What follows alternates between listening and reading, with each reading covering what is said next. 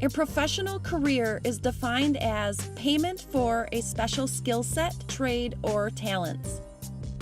When you make money doing what feels right and natural to you, that's a professional career. If you practice your skills and talents even when not at work, you're contributing to your professional career.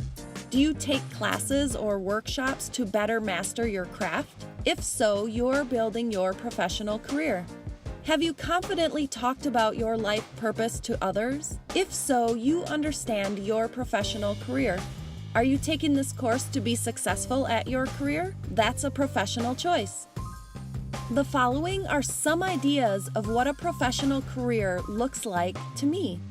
Knowledge of industry standards, making money from talent or skill set, getting called upon for your expertise, being known for what you do, having confidence in who you are. What would you include? Picture yourself beaming with confidence, with an understanding of your true life purpose. Let's pretend you have all of the experiences and resources you need to be the expert at whatever it is you are meant to do. What would you include? Write down your own point of view. Hold on to this list for the next few lectures.